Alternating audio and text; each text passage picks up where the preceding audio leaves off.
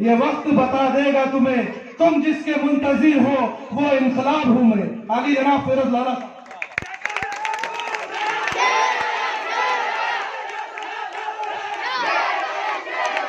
अस्सलाम वालेकुम रहमतुल्लाहि व बरकातहू। अरे साइड बैठा हालत है यार, हिला दे। शहनशीन पे तशरीफ फरमा। नौजवानों के दिलों की धड़कन, जवासार जमात के मेरे कायद आली जनाब नसीम सिद्दीकी साहब, हैदराबाद से तशरीफ फरमा। हमारे दूसरे नौजवान कायद जनाब जुनेद अजहरुद्दीन साहब, निजामाबाद के कारपोरेटर अली जनाब अली साहब, कुल हिंद मजलिस इत्तेहादुल मुस्लिमीन के जिला सदर जनाब अमजद बेग साहब, हमारे इस ज़िम्मी इंतखाबात के उम्मीदवार मेरे बड़े भाई अली जनाब हरदिल अजीज साबिर चौड़ साहब, नवाब बेग साहब, तमाम इज्जत डायस और आज के जलसे को आए हुए तमाम मेरे बुजुर्गों, नौजवान दोस्तों, साथियों और पर्दा नशीन मेरी इज्जतदार मां। पिछले 16 दिनों से इस हल्के के इलेक्शन के दौर में बहुत से बातें हुई, बहुत सी चीजें देखी, बहुत चीजें सुनी, मगर मैं ये समझता था कि जिस तरह से असेंबली के इंतखाबात हुए उसके बाद मुझे ये लगा था कि शहर नांदेड़ की कांग्रेस और कांग्रेस के पापियों की टीम कुछ तो भी सुधरी होंगी, मगर ऐसा कुछ उनमें नजर नहीं आया। पिछले 5 दिनों से जिस तरह से वार्ड के इंतखाबात में जो जलसे हो रहे हैं, तो कभी क्या बातें हो रही है, कभी क्या बातें बोला जा रहा है, ये आप लोग उस पर तवज्जो दें। मुझे बताइए कि यहाँ के कुछ कांग्रेस के पापी और होशियार ये नगर सेवक एक जलसे से मुखातिब होके कह रहे हैं कि एमआईएम को अगर वोट दे तो बीजेपी चुन कर आ जाए। मुझे बताइए, ये इंतखाबात में क्या बीजेपी का उम्मीदवार मजलिस के खिलाफ है? बताइए।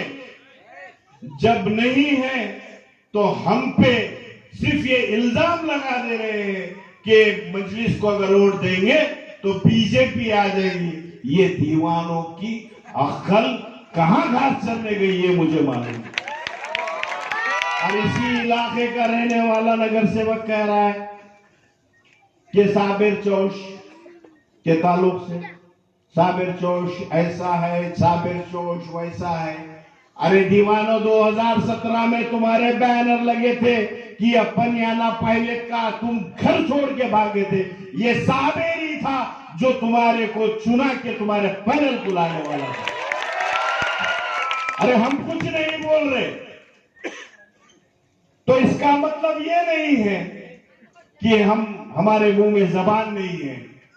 मगर याद रखो अब्दुल सत्तार, आपने ही बेवाओं की तरह रो रो कर कहा था कि मेरे साथ नाइंसाफी हुई। तब मेरे और आपके कायद ने बताया था कि मैं आज भी बड़ा भाई मानने को तैयार हूं, आ जाओ मेरे स्टेज पे। तो मैं आज भी कह रहा हूं कि 2022 के अंदर आज आप छोड़ के आ जाओ, क्योंकि आपकी डिपॉजिट जब्त होने वाले 2022 में आपको नेतृत्व नांदेड़ शहर का देने के लिए फेरों का हवाला करता है। बातें करने आती तो नहीं, बस कुछ भी अड़ाम धड़ाम। कभी कह रहे कि गांजे के झाड़ है। जब हमारे 2012 में 11 उम्मीदवार थे, जब गांजे के झाड़ थे, अब तुम्हारे साथ है, तो क्या गुलाब के झाड़ हो गए? अरे वो गद्दार थे, और वो गद्दार चले गए। इंशाअल्लाह ताला अल्लाह की जात को उम्मीद है और आप लोगों को जरिया बना के बनाएगा और इंशाअल्लाह ताला 2022 में ये गद्दारों को उनकी जगह आपको साथ मिलकर आने वाले 22 में इनकी औकात दिखाने का काम मजलिस इत्तेहादुल मुस्लिमीन करेंगे, ये वादा करता हूं। पहले तो ये देश 3 टकलों से परेशान है,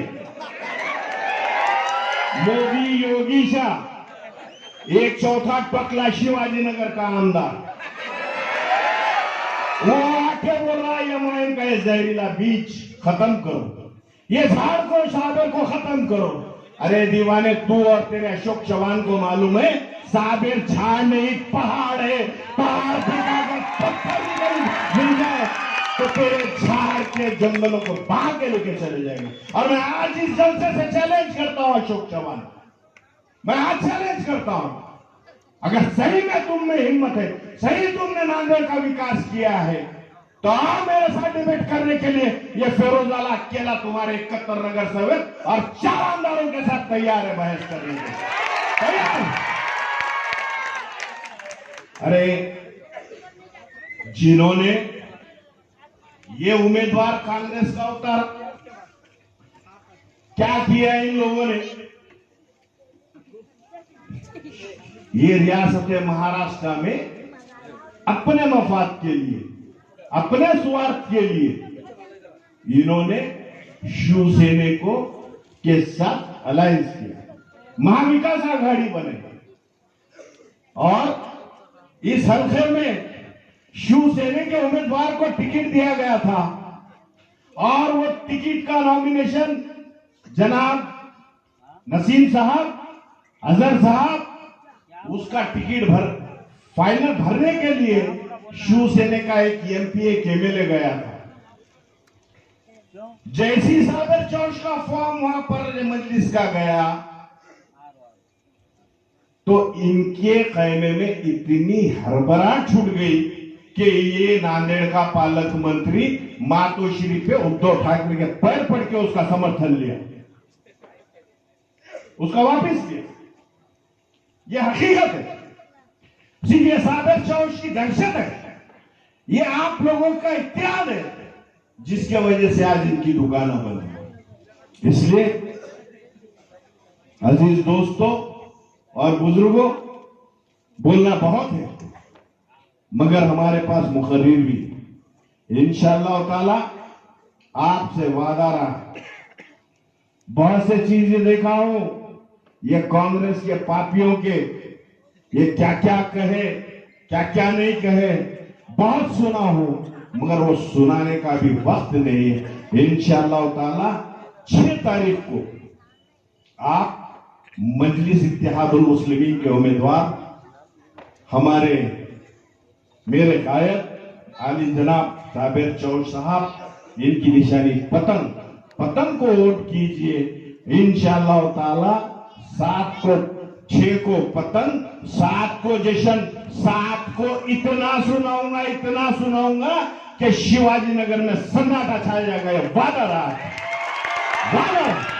आज साबिर चौश ने जिस तरह से बातें कही जा रही है कि साबिर ने असेंबली लड़ा, बड़ा इलेक्शन लड़ा, छोटा क्यों? मेरा सवाल है आप लोगों से, आपको भी जवाब देना है।